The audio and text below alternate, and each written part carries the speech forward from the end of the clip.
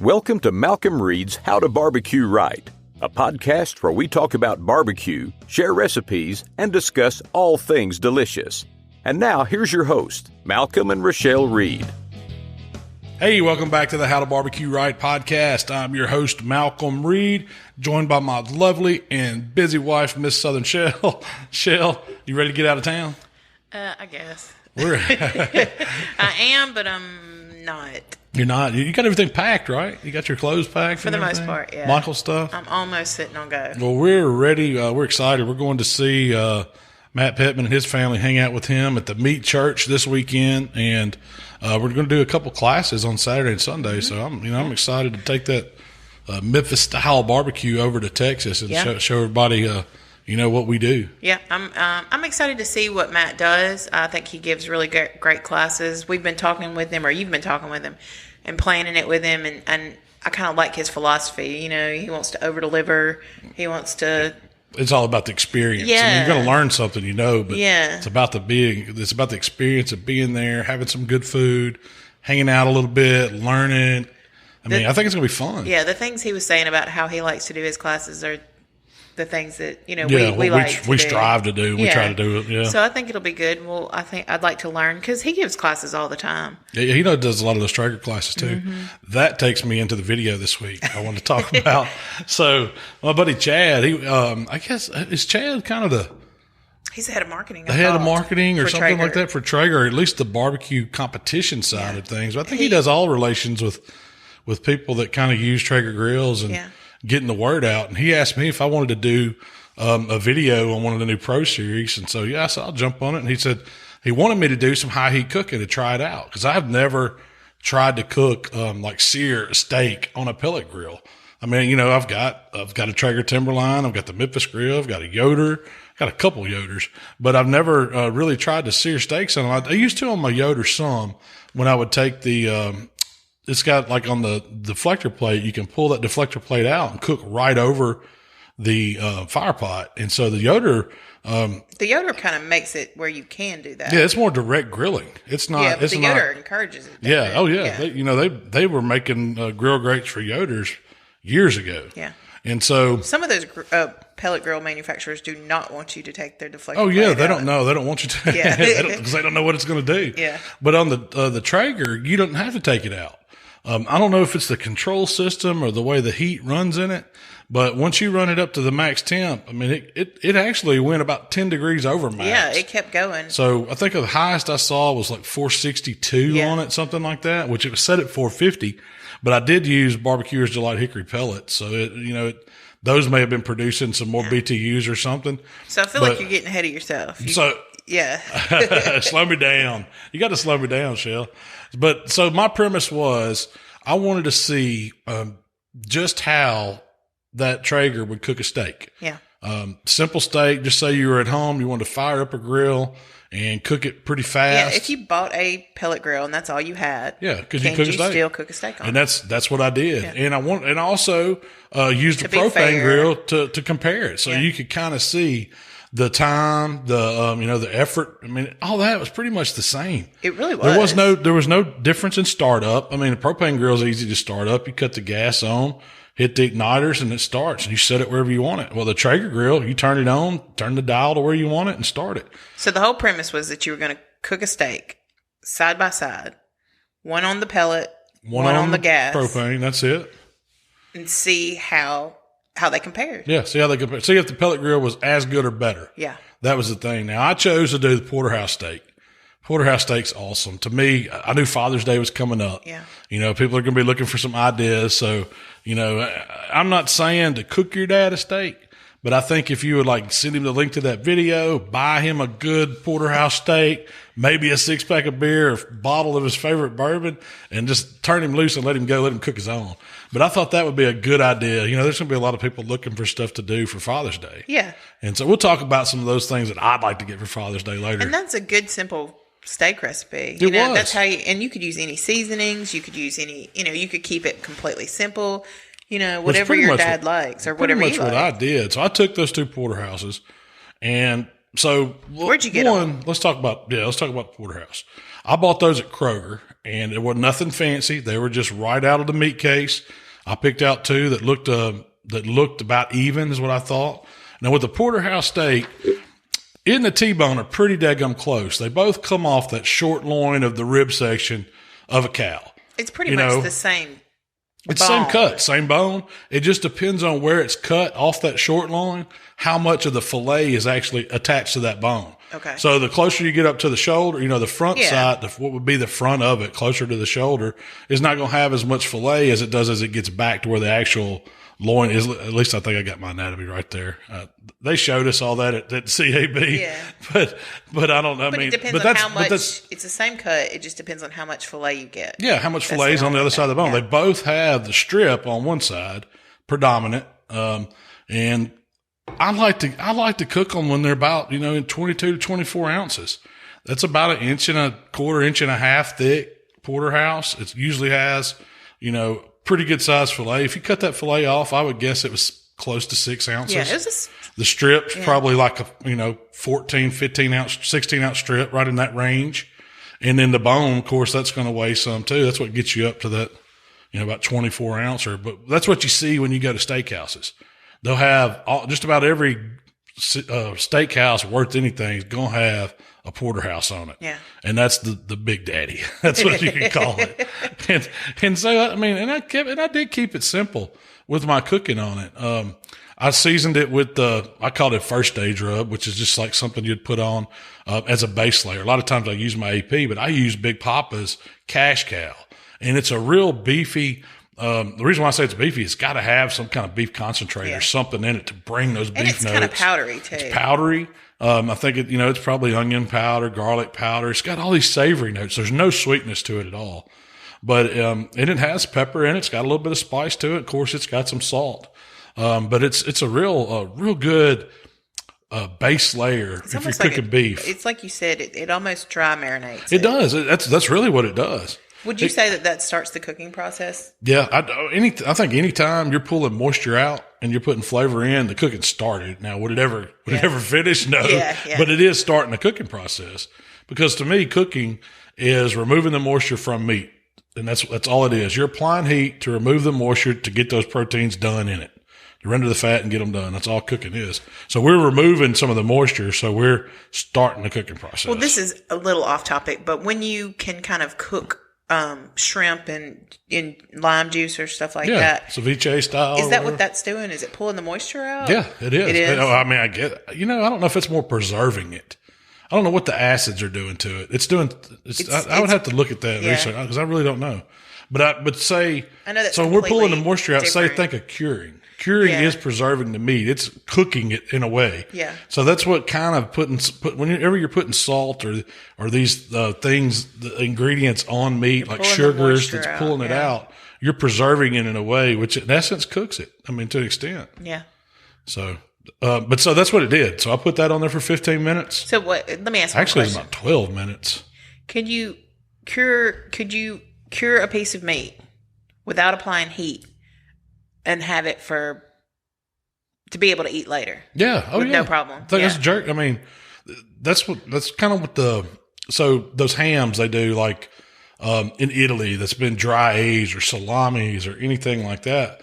They've just put enough nitrates or nitrites or what, all the curing agents they use in them to preserve those over a long time. And, some of them are smoked, so you get the smoke flavor, but some of them are just cured. They're just hung and cured in a dry environment, controlled temperature environment.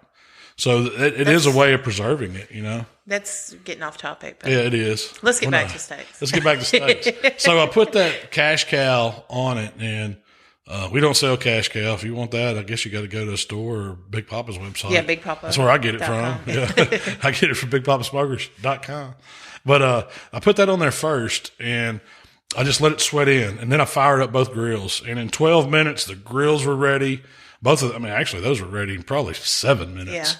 But I let it sweat a little more. That Traeger Pro Series got up to temp a lot faster than I expected it to. Oh, it don't take any time. Yeah. It doesn't take any time. Because the Yoder, it might take it or the older Yoder, it might take it 20 minutes to get up that high. It's probably just because the controls we got newer controls in these newer cookers. Yeah. The Yoders I have are several years old. Yeah, so at least. That's old generation technology. Yeah, that's true. The new ones, Yoder just came out with a brand new controller. Really? They're retrofitting all their old stuff with new ones too. So they're just catching up with the times. Yeah.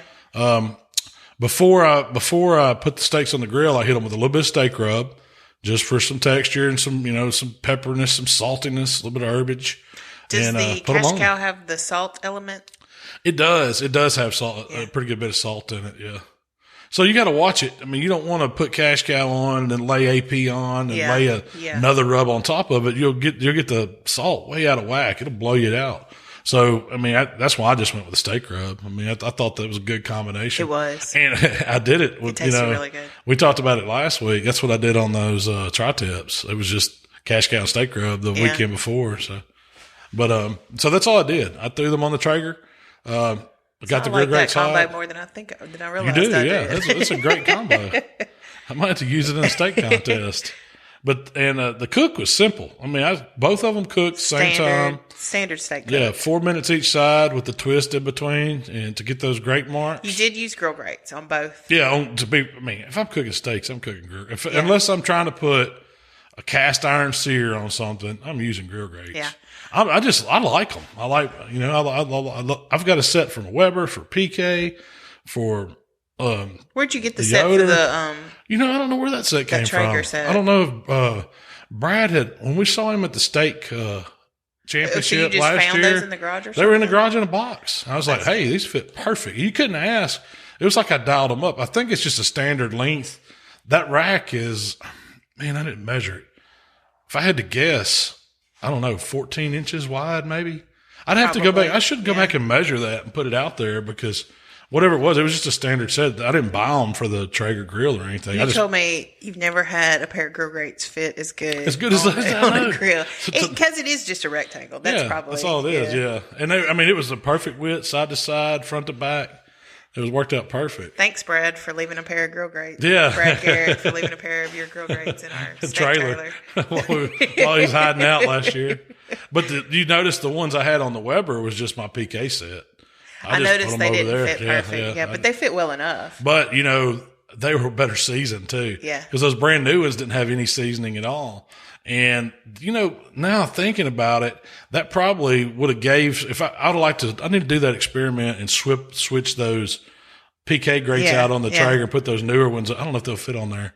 I can find something. My Weber ones may fit and see if it'll, if I get a better grill mark with that's a good experiment for grill grates. Cause I do believe you got to get them seasoned. True. Definitely. Cause you need that flavor on there, And they get you better color. Heck yeah. I mean, it's going to make that grill mark stand out a little more. But I cooked them. I took them off the grill. I think they were like 124, 125 in the loins. They carried over a little bit. That's probably about 123, 124. They carried over at about, I think the hottest one when I stuck it was 128, but we called a pick of it at 126, I think. And then at that point. And you would expect them to be a lot more rare on the inside. I really think that the bone radiated more heat. So much heat. Well, I let those rest for 10 minutes as I was making that butter sauce, a butter dipping sauce. So tell me about this idea. This is a brand new idea, and I love it. That was my favorite thing of the whole recipe. We make compound butters for steaks all the time. Usually I'll put it in a pan, let it melt, and baste it over the top, or I'll just lay it up on a steak. I've done it in videos before. Laid it up on the steak and just let it melt during that last part of cooking. But I was thinking, I was like, every time that you let a butter melt, it kind of makes the top of it not look as good. It washes away some of your marks, some of your color. I mean, it tastes good, but you got butter all over the top of it. So I was like, what if I take my compound butter, put it on the bottom, and then set my steak on it and let it just melt? Because, when a steak rests, some of its juices naturally want to come out anyway. And then the butter's melting. So you've really pretty much got a real steak butter at that time. Yeah. It's part juice, part butter. And then with the butter, I put garlic, a little parsley, a little oregano, a little thyme, a little rosemary, a little shallot. I mean, you could put just garlic and butter would work. And I will say that roasted garlic works better than fresh garlic because the fresh garlic's a little strong. Yeah. But the roasted garlic, and we get it just to save time. If we don't have any at home, we'll buy it. The deli bar. Yeah, the deli bar at Kroger, because they have pickles and olives and they always have some little roasted garlic cloves. And you can throw a couple cloves in one of those little things. It's where else do we get? Less than $1. If we go to Nuke's, you can take out sandwiches and they get the little, you can put it in some of the garlic, cups. Yeah. I always get some of those and put them in the refrigerator too. But it mushes up real well. It mixes in with the butter really well. In the butter. And that's what the dipping sauce was. Before I cut the steaks, I just took the pan and drained it into a little ramekin. And you know what would be really good? You know how we do the shrimp cocktail butter? We got the little stand. It's like you put one of the little heat candles under it, and it holds the little butter dish above it. You could put that steak butter in that and keep it warm while you're eating dinner. Oh, that's a good idea. I need to do that next time. So I'm gonna do some fillets and do the steak butter with it like that. Well, to me, when you put the butter on top, it's good. Yeah, it's good. But when you're cutting and eating it, not every bite that you're getting, especially in the middle, is going to have that flavor. Yeah. But if you have the dipping butter there, you can just run every bite right through through it. Well, I'm going to tell you, one reason why I did that was setting it on there. I was thinking to myself that I'm going to play in SCA instead of basting my steak while it's on the grill. Mm-hmm. When it comes off and I give it its rest, I was going to season the bottom side pretty much. I want that butter on the bottom to where when I put it in the judging container, that it's got butter on it, but it's all underneath it to where the top still looks as perfect and as pretty as it can coming off the grill. I didn't have to brush it. I didn't have to drizzle it. Doesn't look greasy, and you still get the flavors from all that butter underneath it. And I think I could flavor it a little better like that. One thing I will say, in the steak contest, we don't use the roasted garlic, the herbs, the stuff as much. Yeah, usually it's, you know what I've used in steak contests that works really well? And I had never told anybody this, but I'll do brown butter. I'll get you to brown a couple sticks of butter, and then I'll mix like a teaspoon of that cash cow in with it to make it a beefy butter. And man, that's good. Brown butter is really easy to make. You just basically take butter and evaporate the clarify water. And then take it a step further. But you don't want to brown it too much. Yeah, it'll burn. So it's not, you say it's easy. It's easy to scorch it. It's real easy because if you smell it, swirl it. Once it starts smelling really nutty and you start seeing some of those brown bits, you better be getting it off because you take it further. It depends on how brown you want it. So it's all about the pan and the heat, huh? Yeah, and if you've never tried brown butter, y'all need to do it. I don't care. Make a cake, make some cookies with it. I'll make brown butter Rice Krispie treats that are. Oh, they're phenomenal. Cool. You did one of my favorite things you've ever done with it is that whiskey sauce for the cheesecake that time. Was it a praline cheesecake? No, it was a salted caramel cheesecake. Well, really, the cheesecake was just kind of a caramel cheesecake. Yeah. And then I made a salted caramel brown butter whiskey sauce. Yeah, so it's Jack Daniels. That was for the Jack Daniels World Championship. Mm-hmm. And you got a perfect 180 with that one. No, it was the other one I got. Oh, the parfait. Really? Yeah. Isn't that crazy? I know. That cheesecake was awesome. Man. They like parfaits. They do like parfaits. So, I got some questions. Sure. So, was it... Okay, well, let's talk about the final deal. What did you think about the difference? I thought the Traeger steak tasted better. I did too. Now, I knew, propane grill steak, the Weber did fine. Cooking a steak, you can make them picture perfect cooking a steak on a propane grill. Steak. It's a good steak. It tasted good. It's super easy to cook on, but was it as good as the Traeger steak? No. And I think it's because of the wood burned in the fire pot in the Traeger. Now, would either one of them be good as a charcoal grilled steak? Heck, that was one of my questions. I mean, the whole idea was, can you cook? Can you grill? Can you fire up a pellet grill? Does it get there fast enough? And does it get hot enough to cook a steak on it as compared to, say, a propane grill? Yes, it absolutely does. And it cooks a better tasting steak than a propane grill. I don't see all day long. Yeah. Now, if you charcoal and wood, it's I've always said that you're not going to beat that flavor. I don't care. I'll put a charcoal and wood steak up. Now, Mark Williams will argue with me over that, and he's beat me a bunch of times at contests with it. But hands down, side by side, I'll take a charcoal steak over any other way. If it's cooked over live fire and wood, to really get that super grilled flavor, fat dripping down on the coals, that's delicious. And it'll spoil you because we've gone to Ruth's Chris before, and I'm like, this is not that great. You don't take, yeah. Because they're using salamanders. That's it, yeah. They're high heat cooking.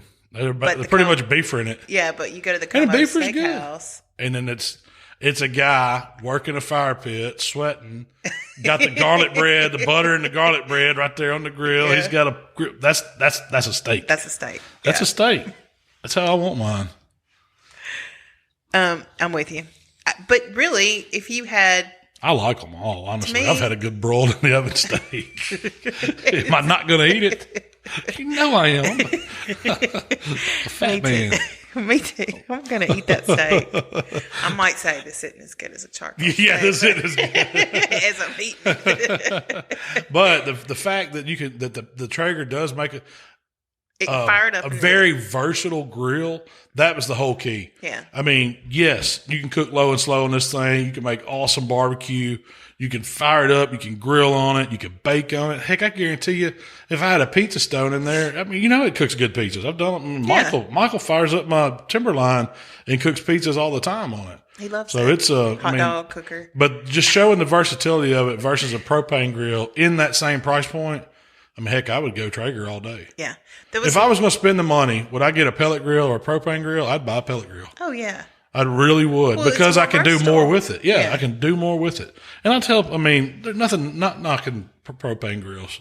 There's probably besides a Weber kettle, a propane grill, not necessarily a Weber brand, but just, you think about everybody. They've got a propane grill out the back. I don't care if you go to condos or wherever, there's always a propane grill, Yeah. And so they're very popular, but you're going to get more flavor when you actually burn some wood. Yeah. Even if it is a pellet. Yeah. So was it harder or easier to cook 2 steaks on 2 grills versus 2 steaks on 1 grill? Oh, that was nothing. That was easy. Yeah, I bet. Yeah. To me, you know how we do. I know. I'll let 6 of them up. I like cooking, the time we went, Mark so and it didn't Jamie matter. It don't matter, yeah. I like running my steaks through assembly line of grills. Tell that story. So we had a it was a catering job. A catering gig, yeah. It was here local in Hernando. It was for a financial club or something. Yeah. They were doing one of their monthly dinners, and they wanted a good steak dinner. I guess they went to a steakhouse. It was like there, yeah. Yeah, and so they wanted something special. So they contacted me, wanted if I'd come cook steaks. I said, yeah, will I? so I showed up, and Mark and Jamie went and helped me out, and I did spinach gratin. Yeah. A big Caesar salad. We had shrimp cocktail. There was another side. Was it macaroni and cheese? I think so. I think it was macaroni and cheese and maybe one other side. And we did potatoes or something. Mushrooms. Maybe that's what it was. Maybe instead of spinach gratin, I did oven roasted potatoes, mac and cheese, and salad. And mushrooms. But that wasn't the point. The point was the steaks. Yes. We brought 4 Weber grills, and we had grill grates on all of them. And the people were coming out there, and they're like, what are y'all doing? And there was a dozen of them.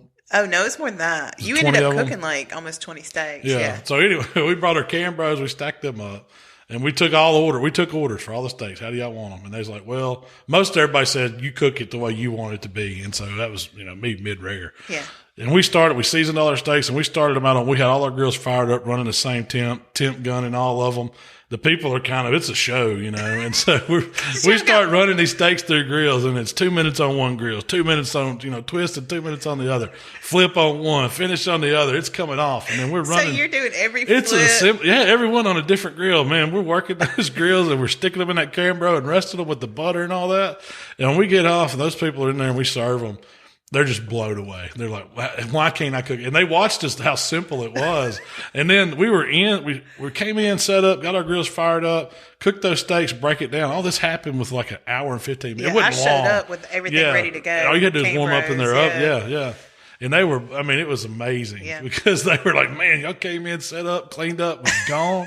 It was like, they didn't know what hit them. After we served them and everybody made their plate and I was kind of getting things, together, it was dead silent in there. Nobody was talking anything. Nothing. They was just hear forks, knives clanking. That's all it was. That's when you know you've done good if you've got a catering gig or you're cooking for somebody, if it's dead silent. And every now and then you'd hear he's like there's somebody loosened the belt or something. That was like a pop-up steak thing. Jamie said all them boys are fixing to go out and buy 4 Webbers. I bet you there was a run on Weber in town at Walmart. They probably sold out that day. They think that's how you got to do it. That's how you got to do it. You got to have 4 of them to cook one like that. That's what we should have done with steak team. Every time we cook steaks, just run everybody you season it, and we all run our grills the same way. You just got your pan with the way you season it. We run them through. Everybody's cooking together. Did you hold them in a cane, bro? Just for like 10 minutes. Yeah, just to get them all done. Yeah, to get them all done. You know, when you got them rolling like that, it don't take long. Yeah. And I actually think we cooked 2 on each grill because the grill grate on a Weber is set up perfect for 2 steaks. Yeah. Without crowding or without crowding. So we go 2, 2, 2, and man, we rolled through them. It didn't take any time to cook them. It took longer to get the 4 grills up to temp, which only took about 20 minutes than it did to cook them. And then we had to do something. I think I brought did he have a fire pit? Yeah, I think he had a fire pit, and he said you could just dump the hot coals in that. Mm-hmm. So we shoveled the hot coals in his fire pit, pro cars down, loaded it up, and was gone. That was a steak pop-up. It was fun, too. So my question was, one of my questions was, I'd say that the Traeger beat out the Weber. I mean, they were very similar as far as flavor goes. They really were, but the Traeger had that more of a, you could taste the hickory in it. Yeah. You know, you could taste it. But it would it beat out a kettle or a PK steak? No. You might could fool me on it.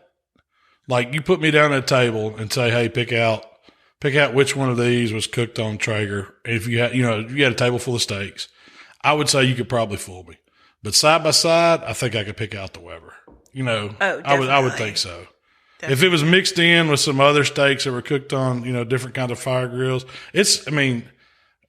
the flavor's there. It's really good. Yeah. I mean, it's a good steak. I wasn't mad at either one of them.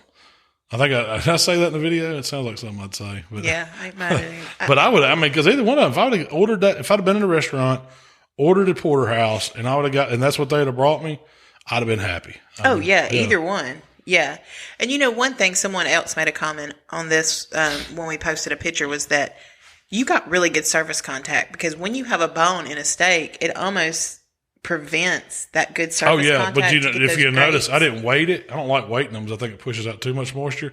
But I took my hand and kind of pressed on the strip and then over on the fillet, like right beside the bones. To make sure. That way I made sure I got contact because, sometimes you just throw it on and roll. I mean, you gotta press it down a little bit. You don't want to just mash it into the grate. Yeah. So you made sure you took the time to press down around the bone. Yeah. To make sure I was getting surface contact.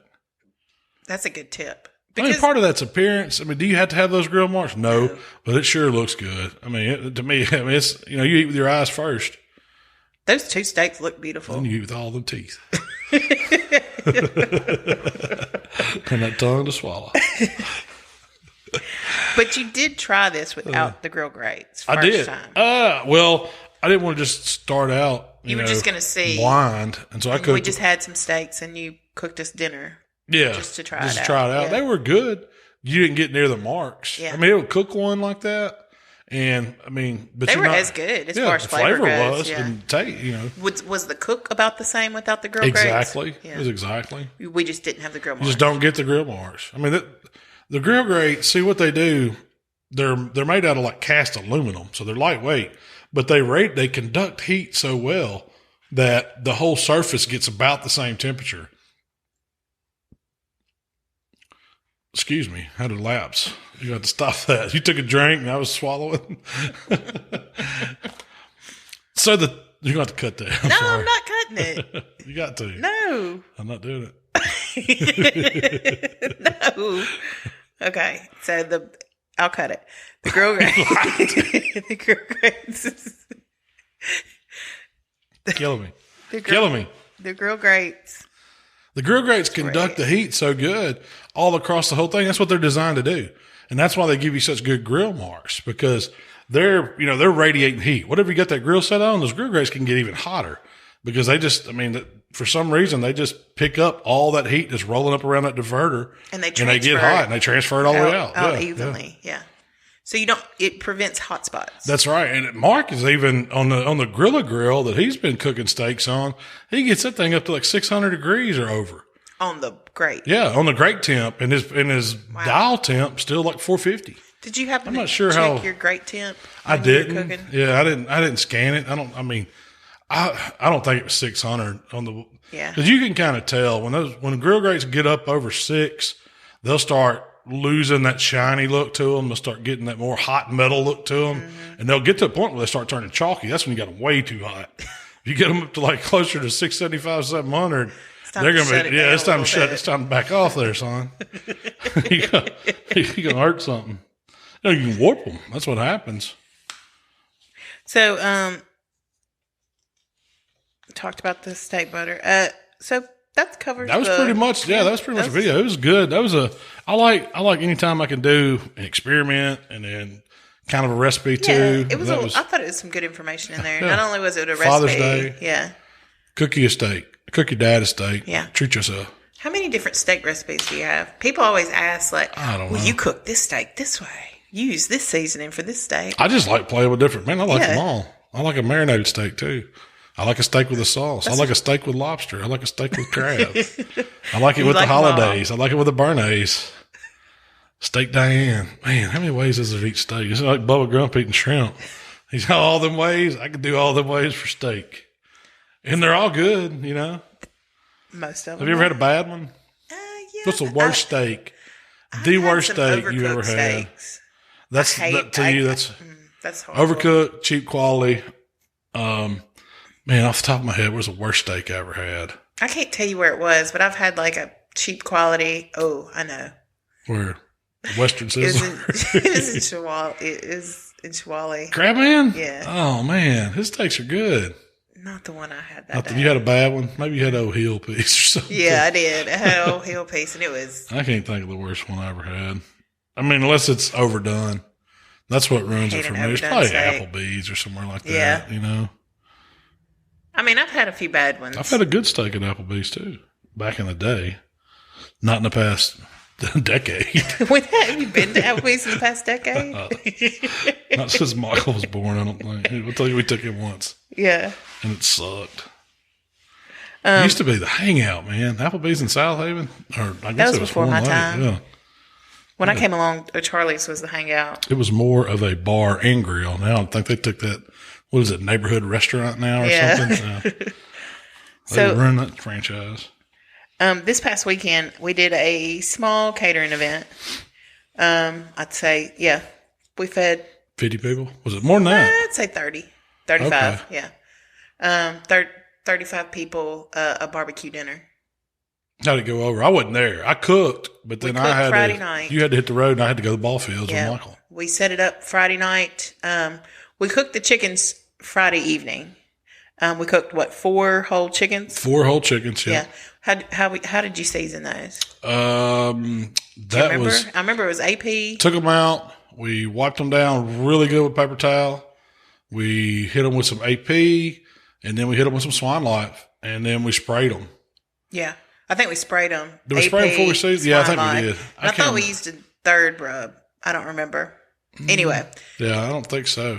We went pretty heavy on the rubs. Yeah. We just wanted to get some flavor on the outside and dumped a bunch of it in the cavity. Yeah, tried to put some in the cavity. They went on the grill. It was 300 degrees. I cooked them on the Memphis wood fire grill. It took, an hour and a half tops? It wasn't long. We took them to 170 in the breast. So because we wanted to pull them. Yeah. Let them rest. And then shredded them up. And if you've never done pulled chicken sandwiches, you've got to. Yes. Because they're people, I mean, I love them. I think it's as good. Sometimes, I mean, if you do it right, you can fool people into thinking it's pulled pork. Yeah. You can. People don't know what it is. It's like, oh, what is this? You know, it's not, this ain't chicken. I was like, well, it's all mixed in. You got the dark meat mixed in with the white meat. It looks really good. Mix in a little bit of the crust, the seasoning with it. And then you can also, did you doctor it up any? Or did you not? You didn't have to. I mean, when I was pulling it, the juices that I reserved the juice that and then kind of drizzled that back over. And pulled that out because after I pulled it, I vacuum sealed it. We got a new vacuum sealer too. You remember what's that thing called? A Wesson? Man, it's bad to the bone. It is. It takes the 15-inch bags, and instead of having to work a bag inside and let it suck it up in there, it's just got to lift up, and you put it in the little chamber and close it down, and it's just. Man, it's bad to the bone. It's a machine. Yeah, you know who put me on that? Heath. And then David Qualls put him on it. That's where he said, man, you got to get one of these. It wasn't too expensive. I mean, no, you can spend thousands of dollars. Yeah, it's not like, I'm saying you can spend thousands of dollars on high-end vacuum sealers. If you vacuum seal a lot of stuff, and I don't know why you wouldn't, that's the one you want to have. Because you can buy those 15-inch rolls, and so you're talking putting whole turkeys in a vacuum sealing bag, whole shoulders, multiple slabs of ribs, whole briskets, easy. Yeah. There's no fighting to get the meat in there. And one thing with like this cooked meat, there's juice in there, and it didn't phase it at all to get a little juice in there. Sometimes just wipe out the tray. But it doesn't phase the seal. Oh either, yeah. Because sometimes with the older vacuum seal bags or our old vacuum sealer, if it got any little juice in there, it would go off the works. You had to take it apart. Oh, I had that old one we had it for years. I had to bypass. Like I was like, it quit working because it was, the tray was clean or whatever, but I guess it had sucked up so much.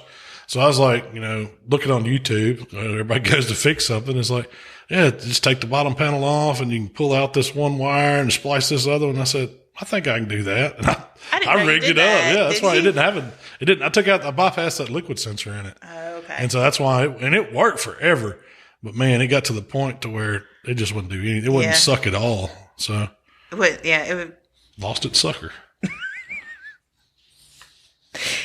But we did the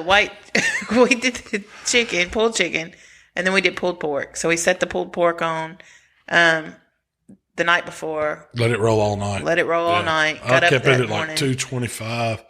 Cooked like 12 hours. Yeah. No wrap, though. Yeah. No, we got up and wrapped them, though, didn't we? We did because they were behind. Yeah. What time was that? It was 6 a.m. And you were leaving at 10 or 9. They got there, though. Yeah, they finally did. And really, there was one What'd that you pull I pulled. them out? Because I was gone the ball fields. I let it go to 200. Yeah, but there was one. There was one that was perfect. There was one or two that I don't know if it could have gone a little longer or if it was just not that great of quality meat. Like too much freeze thaw. Yeah. Because it was a little dry and a little tough. Mix it all in and never know. Oh yeah, mix it all in. It was perfect. And I'm so picky. I have pretty high standards. You looking for contest meat to take to a catered event? Yeah. And but we pulled it, vacuum sealed it, put it in a cooler, took it. And the reason I wanted to do Did you mix anything with it? Yeah. What'd you doctor? I doctored the pulled pork. With what? A little vinegar, a little the barbecue sauce. Oh, sauce. Okay, you sauced it up. I put a little sauce on it. You don't want to do it enough that it looks sauced. You just want to give it a little flavor. Yeah. So I put a touch of AP, touch of the barbecue rub, and a little the barbecue sauce and a little the vinegar sauce. Just enough to... I know it was good. Yeah. And then I vacuum sealed it, threw it in. The thing that got the most attention, I would have to say, and everybody liked the barbecue, everybody liked the pulled chicken. Love the banana pudding, by the way. Yeah. But you made a white barbecue sauce to go with the chicken. That's right. You got to have it. And when I first set it out there, nobody was touching it. And so I realized nobody knew what it was. So I started saying, this is a white barbecue sauce. It goes with the chicken. It's called an Alabama, it's famous in Alabama. Mm-hmm. Y'all should try it. And and then somebody would be like, oh, that's good. So somebody else would go back and get some white sauce. And by the end of it, everybody wanted that white sauce recipe. Oh, really? Yeah. It was gone. That white sauce is awesome. Yeah. I mean, pulled chicken sandwich, some coleslaw, some white sauce over the chicken. I mean, that's fine. Yeah. And I guess it's just different, Folks probably don't realize it's a quart of mayonnaise in it. Oh, no. Somebody was like, what's in it? And I said, well, it's a mayonnaise-based sauce. And they were like, oh, I don't like mayonnaise, but I really like that sauce. Really? Proves my theory. Yeah. Everybody loves mayonnaise. They just don't know it. I believe that. Or they're too afraid to admit it. That sauce is so easy, though. What is it? It's mayonnaise, cider vinegar, lemon juice, a little horseradish, black pepper, salt, and a little bit of sugar. Yeah, and the recipe's on the website. Yeah, that's it. That's all that's in it. And you've taken that sauce. It's easy. And altered it a little bit, and we've used it for a pizza sauce. Oh, yeah. I pulled out the horseradish, and what else did I do? I think I added a little something other seasoning to it to make it the pizza sauce recipe. I might have added a little bit different herb. You could go a lot of ways with it. There's also one recipe that you have where it's a pulled chicken. We make a pulled chicken sandwich, but you use kind of that sauce with blue cheese and make a blue cheese dressing. Right. That's really good with the slaw. For the slaw. Yep, it's a blue cheese coleslaw. I took that. Yep, that's right. Because, I mean, if you think about it, it's kind of just a mayo vinaigrette. I mean, the mayonnaise has the oil in it. the vinegar's, bringing that other balance. So if you think of a creamy vinaigrette with kind of barbecue flavors, I guess, you really don't say it's barbecue when you taste it. I mean, it doesn't scream barbecue. It's just what we use it on. Yeah. But it goes so well. Yeah, you could use it on a lot of stuff. I would put it on my pulled pork. Yeah, it's not just for chicken. You could easily turn that into a remoulade, too. Yeah. Cut back a little bit on the... I mean, it'd be easy to do. It'd be really easy. I'd eat that. It'd be good on seafood. It really would. So this week, since we were talking about cooking a steak on a pellet grill, I thought we'd talk about pellet grills. Hey, I guess first time I ever saw a pellet grill had to be Dyersburg, Tennessee. A guy named Bad Bob was cooking up there. How long ago was this? Well, we were cooking in Kennett, but he was from Dyersburg. Kennett's like right across the river. Man, this was... Did you know me? No, this was way before that. Traeger's had been around a long time, but he was a Traeger dealer, and he had this barbecue grill. It was on an axle. It was like a big box, and it had a garage door on it, and it had all these racks, and so he was right beside us, and I just was watching him cook. How big was it? Oh, it's as big as the back end of a trailer. It's wide, like say the size of Black Betty. Okay. Wow. But on 2 axles and then up tall. Yeah. So I don't know how many racks it had. It probably had 7, 8 racks in it that are that wide, 4 or 5 foot wide. And so I was watching him. He'd raise the garage door up, and he did the whole contest, ribs, shoulders. That was an MBN contest, Memphis and May contest back then. Yeah. And so finally I just went over there and talked to him. I was like, man, what's up with this smoker? What kind is it? And he's like, oh man, it's a pellet grill. And I'm like, what? And he's like, it runs off, come here and check it out. And so you go around the back of it, and that's where the controls and the hopper and all that, it runs off these pellets, and, and it controls the heat. You don't do nothing. You set the temperature, and it's, it's got that garage door. You can get to everything. What brand was it? Traeger. It was a Traeger. And I said, man, I got to have one of these. And he said, well, man, I just happen to be the dealer. He says, do you want one? I can sell you one. And I was like, man, what do they cost? And they were like $5,000. I was like, oh, back then, I didn't have any money to buy a grill like that. We were still cooking. I think we had what were we cooking on then? The old refrigerator we borrowed from somebody, from Mr. Dave, that had a keg on the back of it. And then we had one of these little upright deals. It was like a Brinkman vertical, and that's what we were cooking ribs on. And so I was like, well, man, I'm going to have to save some money up, see what we can do or whatever. And years go by, I never did get that Traeger. I always wanted one, but I never did get that one. And I need to find out the name of that, because I don't even know if they're still making them. But Kevin Tackett was cooking on Traeger, or not Traeger's, Louisiana grills, and he won Memphis in May. And those are pellet grills? Those are pellet grills. So what they were, he had a big piece of pipe, and I don't think they were manufactured as pellet grills, but he had them retrofit Louisiana controllers on his pipes. Okay. And so his grills are pellet grills. And he's the first guy I knew that was cooking on them all the time. And now you got David Buska cooks on the FECs, and there's a lot of comp guys that were cooking on them, but this was when we were cooking. Yeah. This is when we were cooking Memphis and May before they even changed it over to MBNs. Kevin was using pellet grills. Yeah. And so that was kind of my first experience with them. First one I ever owned was a Yoder. And I'd met Tom and Debbie Berkshiger. They were judges, and they were doing some dinners for KCBS contests, where like a Friday night deal where the cooks would come and the judges would come, and it was kind of like a commingling thing. And and Tom ended up doing some work for Yoder. He was kind of like a local rep, or he ended up selling a bunch of Yoders, and he got me in contact with them, and that's how I got the little red 480 that I used to cook on. That you started all your videos That I started all my videos with. That was my first pellet grill. And ever since then, I've always, liked them. I think they're great as far as making it easier to get into smoking meat. They're real versatile. You can grill on them and just prove that, but you can cook really good barbecue on them too.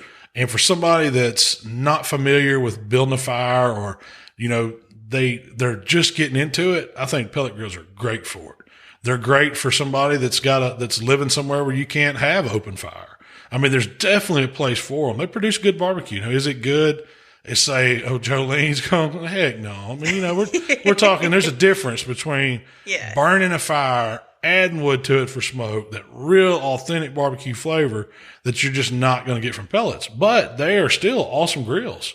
And I think I have a personal fondness for them just because they're so easy. Yeah. I mean, just think of if you got power and you got those pellets, you can cook anything you want. Yeah. Anything you want. Wonder why they hadn't come up with like a solar pack for them to where you think about grills, you leave them outside. It's mostly sunny. I mean, you keep them in the shade, but if you put a solar pack. Do they require a lot of power? Only at initial startup. That's kind of their thing, initial startup. But I would think there would be a way, and some people out there need to think about that. A way for making those pellet grills self-sufficient where you don't have to have power to where, surely it could charge itself up enough in the course of a day to run all night. You don't know what you're going to need to grill in the after the apocalypse. That's right. Apocalyptic grilling. That's a new pellet company right there. Apocalyptic grilling. It's all solar powered. I've seen these little solar power stoves and stuff they make that work. And why couldn't they use it? It makes sense. It's outside anyway. Why couldn't you do it for a pellet grill? Yeah. But that was, that's kind of my experience with them. I think pellet grills, there's definitely a place for them in the marketplace. Yeah. There's a ton of them now. I don't think that they're the best option for a competition. Yeah, maybe, for some categories, maybe. Can I cook as good? He does chicken on, Yeah. Look, Traeger got the top. They were 7th in ribs at Memphis this year cooking on a pellet grill. He cooks his chicken on a pellet grill. The reason why I stopped is because I ran out of room on the back of our trailer for unload, for that YS480. We used to take the Yoder. Yeah. We had the Yoder on there, and it just, I still have that Yoder. I have 3 Yoders, as a matter of fact, two identical 480s. One of them's at Deer Camp. One of them's here in Hernando. The other one's a 640 here in Hernando too. And I hadn't fired them up in a long time. Mm-hmm. The last time I fired up that red one, we took it out there to Dark Corner. Yeah. And let some, we cooked some just ribs. A few months ago. Yeah, that's back February. Yeah. I think. So, he cooked a contest on that. Yeah, they're great. I don't like, for me, one thing, moving pellet grills around only wears them out. Unless it's the Yoder, which is built like a tank and made. And they have a comp car. Yeah, it's made to travel. Yeah. But most of them are, the sheet metal screws will work out. They're just, the wheels aren't as beefed up as they need to be. They're just not meant to travel. They're meant to sit on the back porch or on a patio or something. Especially that Memphis grill. It isn't made to, Oh yeah. No, the Memphis ones, to me, they're more built-in grills. Yeah. They really make those with the idea of building them into an outdoor kitchen, which that's fine. It's super high-end grills. Yeah. Super high-end. It's all the fit and finish on it's amazing. It's something you would see Kanye West's house or something. He's doing ribs. He's gonna be cooking on Memphis wood fire grill. But that's true. There's a place for them though. They do cook really good food. You can do more than cook barbecue on them. You can grill on them. You can bake on them. You can do all kinds of stuff on these pellet grills. So, I think and as far as the market goes, they'll be there forever. I don't see them ever taking the place of charcoal and wood, actual fire, but I think they'll always be right there. Yeah. So I would say Traeger has the biggest market share too. I don't know of another, maybe Camp Chefs running with them, but not with Traeger. Yeah. As far as, Traeger probably has the sales of any of them, I would think. As far as the pellet grill market goes. I figure everywhere. Weber is bigger than they are, but is Weber in the pellet game Not that at I know all? of. I think Weber's propane and just regular standard charcoal grill. I'd say I don't Weber's know why they haven't developed their version of it. It seems like something the market's so flooded. Why are there so many pellet grills? I don't know. Yeah. I don't know why there's so many. I could name you. There's a lot of regular grills too. I guess you think of it. It's just a good time to be in barbecue. Yeah. But there's a bunch of different manufacturers. Pellet grills off the top of my head. I can too. There's a bunch of them. Yeah, and I imagine there's a bunch that we're not aware of. They all have their perks. Around the, what I call entry level, under $1,000 ones. There's several in that market. There's a pellet grill for every budget. What about under $500?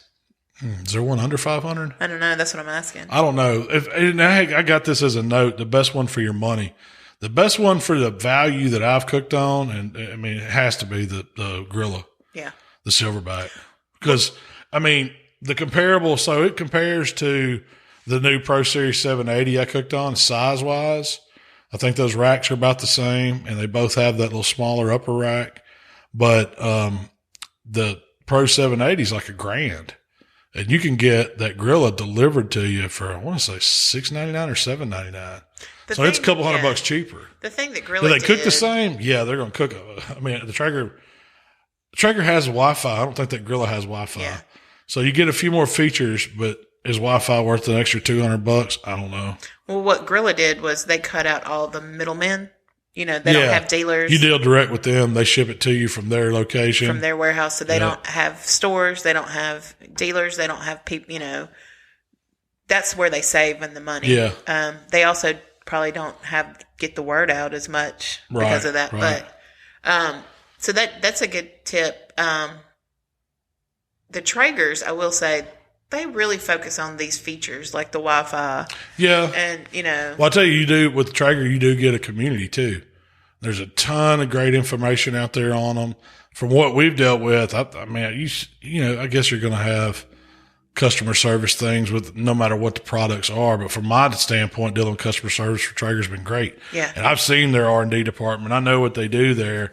So it's been a really good company to do some work with. I mean, and, you know, they got a bad rap years ago as being. They about run the company into the ground, but you know, I guess somebody else took it over and rebrought it back, rebranded it. Yeah. Yeah. And that's how they've got their foothold back. Yeah.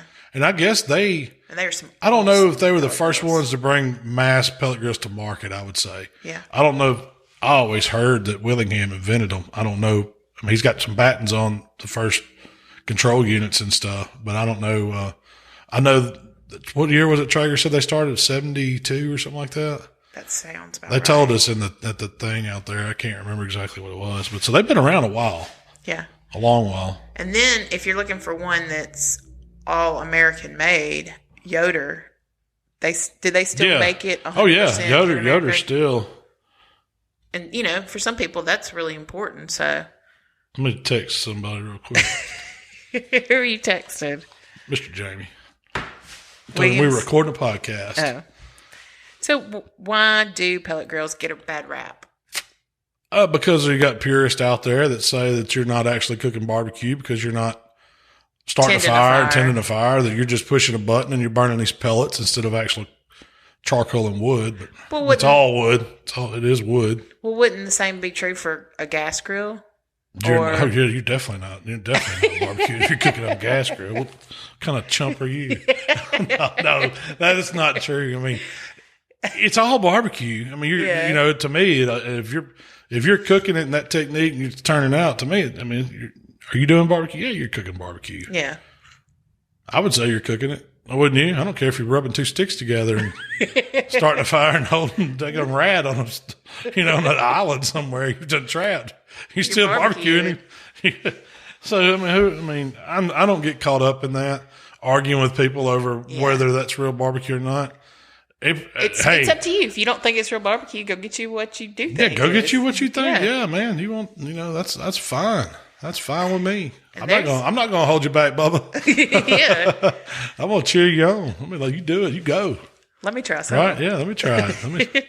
But I've had some awesome barbecue off a pellet grill. Yeah. I really have. Some good stuff.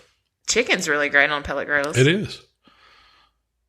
I can't think of anything that I was like, man, I wish I hadn't cooked that on a pellet grill. Yeah. I mean, have you ever had anything I cooked that said, man, that would have been better if I'd have cooked it on something else? I don't think so. Have you? I've never thought that would be better if I cooked it on something else, but I have had stuff off. Bread pudding? I could have cooked it in an oven or something. No. But I have had something like off a drum or off Jolene or something that I was just like. I'm going to tell you right now, hands down, the drum probably produces the best flavor out of any grill I have. Yeah. Flavor-wise. Because of the way the meat drips on those coals. You have limited capacity, but. That's it. Limited capacity, and I mean, it does take some learning. It does take some learning because if you choke it down too much, it gets too sooty.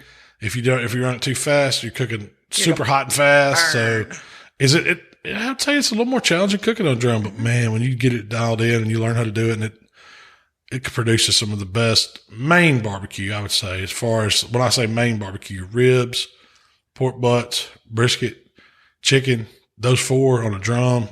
And they're hard to beat. They are. They are really hard to beat.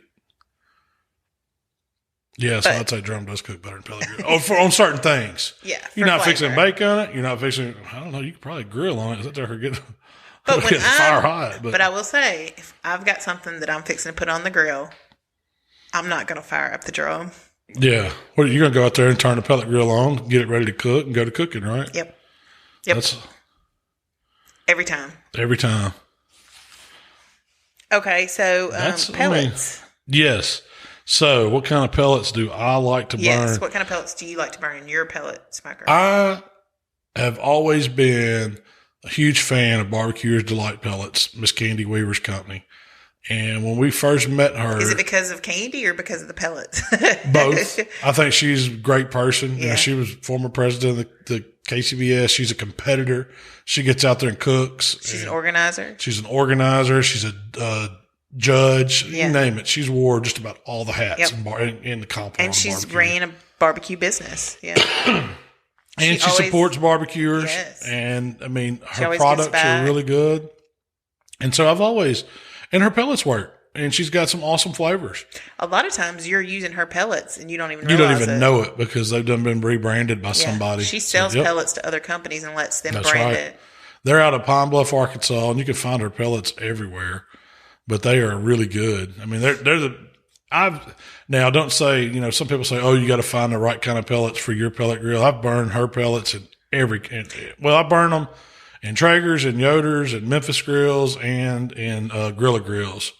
And I've never had a problem with pellets. All these people say they have problems with burning pellets and causing backups and getting their augers stuck up or not producing good BTUs. I have never seen that with Barbecuer's Delight pellets. Not one time. I mean, all the sacks. I probably burned pellets.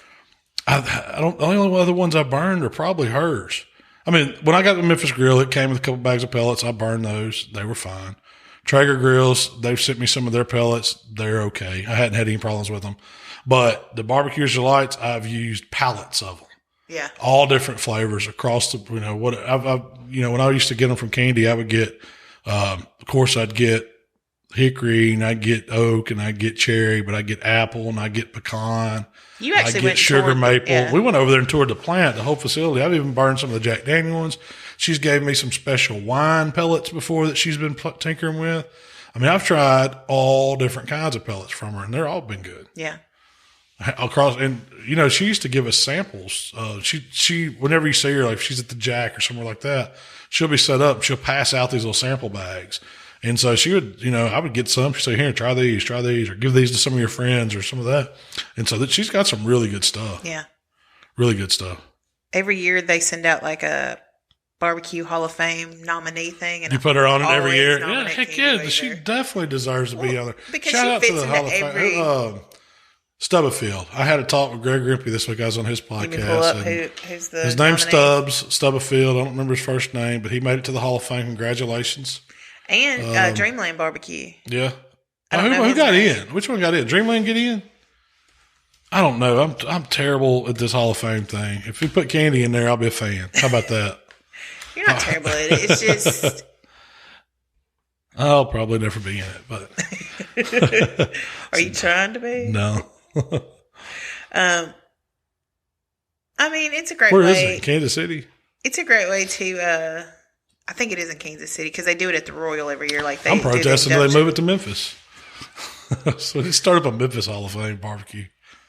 So how about this? We start a petition to start up our own version of the Rock and Roll and Barbecue Hall of Fame in Memphis, Tennessee. Yeah, call it. Because it is the true capital of rock and roll and barbecue. We got Jerry Lawler going in as the barbecue man, and we got Elvis Presley as the king of rock. All right.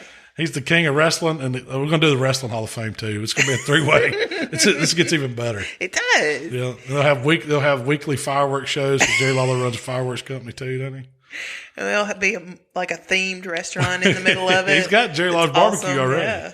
I saw a commercial the other day. He's franchising them out. So we need to get him on the podcast. You think the king can come in here and talk about barbecue with us? I bet he would. If anybody knows Jerry, you got to tell him we want send him our way. Yeah, I want to talk softball with him. John, he used to have a softball team. No. Lawler's Army. I grew up as a kid. They practiced in our neighborhood every week, and we'd ride our bikes down there and watch the king and his softball friends warm up. I mean, were they serious or they were they just hanging out? No. Heck yeah, they were serious. It was competitive softball, like grown people softball. Yeah, I've played on one of those leagues before. We were not very. Y'all weren't. We did not take it serious. So it's John Big Daddy Bishop, Wayne Monk, and CB Stubblefield. So which one got in? Those are the 3 inductees. Oh, they got all 3 of them got in. They wouldn't just pick one. They bring in one from like industry competition, or they've said that in the past. I'm not sure who Wayne Monk is. I'm sure I think it's a great way to give some respect and homage to the people that have helped build the industry.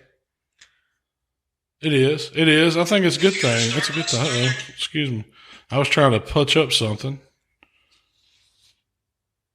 Jim Kessenberry, he was one of the nominees, and his son actually sent me a message because he come by Memphis MA where we were judging and took some pictures. But he says he was listening to the watching the videos, listening to the podcast. But his dad was big Jim Kessenberry. They have the sauce over in Arkansas. Yes. And so he's running that company. I think his dad's no longer.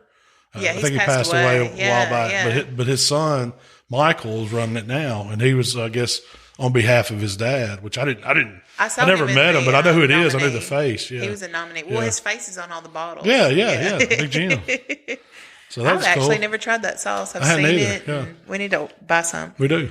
So real quick to wrap it up, Father's Day gift ideas. I told you to write down some Father's Day gift ideas. Yeah. Hold on. Let me get back on my list. Y'all bear with me. How about this thing? Look at me. All right. Come on. Facial ID.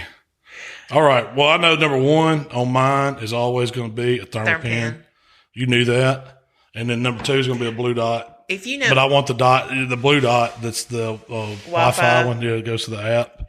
Well, the thing is, if you know anybody that enjoys cooking and does not own a thermopan, it is the best gift you could possibly Even if they get. have a thermopan, give them a backup thermopan. Yeah. Because there's nothing better than having a backup thermopan or a backup dot. Or probes for them. Yeah. Get you some ThermoWorks products. All their stuff. If you don't have if they grill steaks, get them with the surface guns. Yeah. Or surface temperature gun. That makes a great gift. Not a lot of people have those. Y'all love gadgets. I would love them. You got to. Thermopops. I also have some knives on here. Okay. So knives are a great gift too. If it's just going to be one knife, and you got to get them one knife, and you want to get them a really special knife, get them that brisket knife that Sean makes. I think you can get it at Macy's, maybe. Where can you order that from? Williams-Sonoma has it. Williams-Sonoma. I think Macy's or no, I think Macy's. But it's a Sean brisket knife, and they'll love you forever for getting them that. Mm-hmm. And then if you had to get them a knife set, I really like the Dow Strong set that I have. They sent it to me to use out and to kind of see what I thought about it. Awesome. I like the Mac. They have I think it's the Shogun series. It's got this really cool magnetic stand, and it sits right on your counter, and the knives just stick to it because they're magnetized. The block's magnetized. They don't go down in it. They're just kind of hanging there. And I think that's better really for the knife, so it's not sitting in there possibly rusting. I think so too. And I had one more thing. I got to dig on the phone. One thing, a knife roll. Oh, yeah. Yeah, a knife roll. Because you got me one of those for Christmas. Mm-hmm. I really like it. It's a leather knife roll. It's like a real chef's knife roll to put my knives in if I'm traveling. And you can always get them some A9 beef. That's a good one. It is. And you can call Kevin or Jordan up down at the butcher shop. Of course, you can get it from Snake River Farms, but that A9 is some really fantastic stuff. If you don't want to spend the money and get the brisket, just get some steaks or some burgers or something like that, but something they can throw on the grill and they can enjoy. And that's some quick ones because you got to shop this weekend, right? Does everybody wait till Saturday to shop for Father's Day? I don't know. I hadn't even thought about Father's Day. I'm going to cook my dad some catfish. What do you want? Some Blanton's bourbon. That's the last thing. Blanton's bourbon. I could use some of that. If you can find it. That. That's it. Is that the one that they're having a problem keeping in stock? The Blanton's? They don't have it around here very many places. You can probably go to Memphis and get it. It's got the little Derby horse on top. It's really good bourbon. Yeah. I'll settle for some Wellers, some Makers, some Woodford. Woodford's my favorite. That Jefferson's Oceans we haven't had in a while. Yeah. I'll settle for that. Those are all really good. So bourbon, thermopans, bourbon, not knives. beef. And beef. And beef. Is that not the ultimate? If you really love your dad, you'll get him all that. That would be a very expensive. That'd be $1,000 Father's Day. Oh, but it'd be awesome. Just put it in one big box. You don't have to wrap it up. Just put duct tape over the top. To Dad, love you.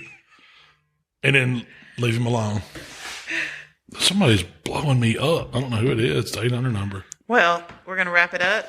Is that it? Yeah, we got to get on the road. We're on our way to Texas. Well, we got the car loaded up. We're fixing to get out. We're going to get this podcast uploaded so everybody can listen to it this week. We'll check in with y'all next time and tell you all about our Meat Church class. And I don't know if we're going to have video next week, are we? Because it depends on if we can. The hope is that we can find some time to do one with Matt. I want to do a guest one with Matt, so that'd be cool. Yeah. I'm taking all the equipment off location. Yeah, video. Yeah, we've done one. Yeah, we've done one. Memphis and May. We just did one. Yeah. Well, hey, we appreciate y'all checking out the podcast this week, and we'll see y'all next time. Well, hold on. Wait a minute. Where can they find us, Michelle? If you'd like to connect with Malcom, it's HowToBBQRight at Facebook, Instagram, Twitter, and of course YouTube. If you'd like to connect with me, it's Miss Southern Shell at Instagram and Twitter. That's right. And now we'll see y'all next time.